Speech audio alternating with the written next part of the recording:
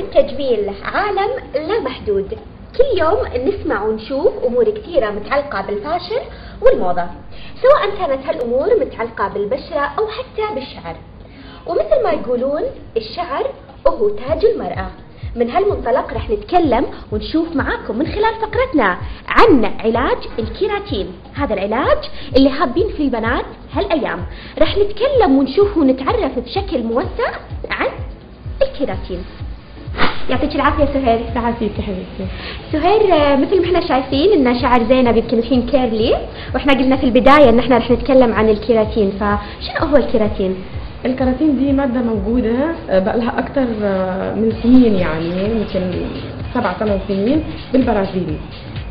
هم شعرهم كتير كيرلي وكانوا لازم يجدوا حل يعني ان هو يكون ستريت وهيك، فاخترعوا المادة دي موجودة اساسا بقلب الشعر.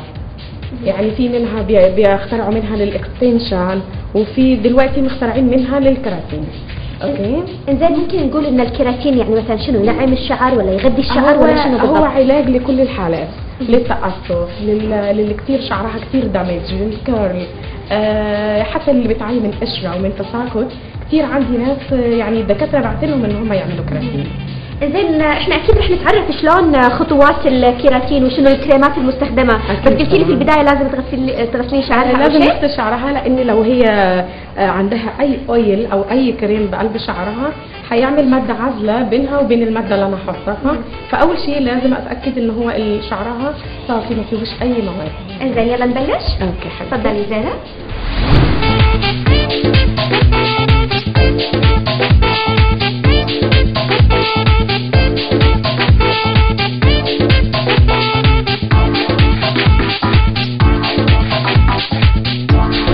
احنا الحين غسلنا شعر زينب، زين، وسالناك شنو الخطوات المتبعه في الكيراتين وشنو المواد اللي انت الحين حاليا قاعده تستخدمينها؟ الحين انا خلصت، لان كل واحد من الكيراتين ليه ميزه.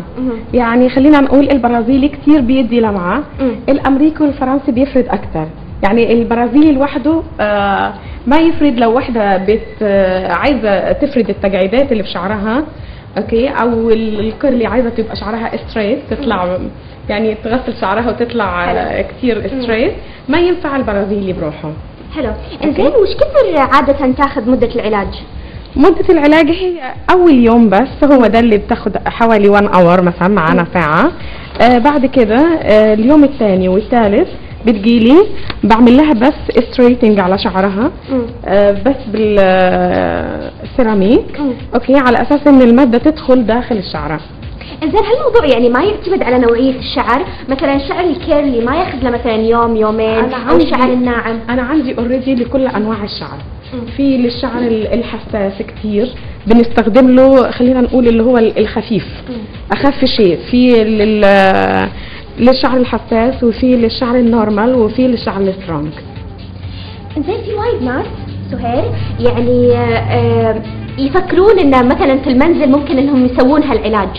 هل هالطريقة صحيحة أو لازم الوحدة تروح لخبيرة تجميل تسوي لها؟ لا، ما أنصح بيها، لأن كتير زباين جولي وكتير شعرهم تعب من استخدام بالمنزل، لأن ما عندهم خبرة كافية يعني. إنزين، أنت الحين يعني قاعد تسوين خصلة ولا شنو؟ غسلت الشعر وحطيت مادة الكيراتين، الحين هنشفه وهنعمل سيراميك عليه، وان شاء الله هتجيلي بكره، وبعد بكره بس 10 minutes اوكي، هندخل لها ماده الكيراتين داخل شعرها، واليوم الرابع بتجيلي بغسله بعمل عليه تريتمنت وتشوفوا. اذا نشارككم نشوف زينب اول مره تسوين الكيراتين؟ اول مره. زين، وشنو شعورك؟ متحمسه تشوفين النتائج؟ ايه اكيد. إذا احنا قاعد نشوف يعني هالايام ان البنات ما شاء الله وايد يصبغون شعرهم ويحبون صبغات الشعر، يعني مواكبة للموضة والفاشن. إنزين، ممكن يأثر الكيراتين على الشعر المصبوغ مثلا؟ لا، ده بعلاج للشعر المصبوغ، وبالعكس اي وحده دلوقتي بتصبغ لازم تعمل بعد الصبغه كيراتين. حلو.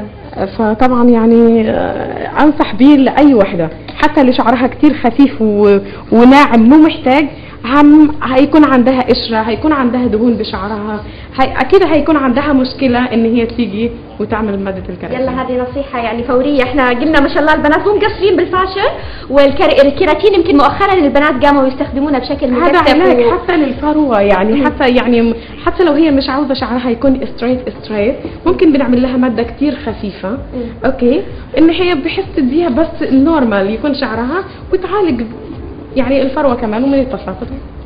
حلو. انزين احنا مع الاسف الشديد قاعد نشوف انه في اعلانات، احنا يعني ما نقول مع الاسف، مو كل الاعلانات يعني، قاعد نشوف اعلانات بالجرايد عن الكيراتين واحنا نسوي لكم في البيت وما الى ذلك. لا طبعا فشو النصيحه اللي تقدمينها للبنات اللي يقرون هالامور؟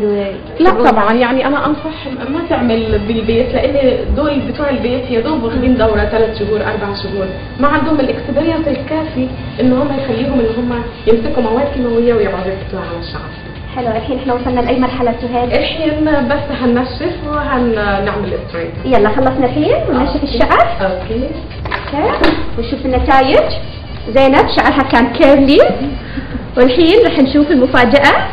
أنا عن نفسي واجد في الموضوع. اوكي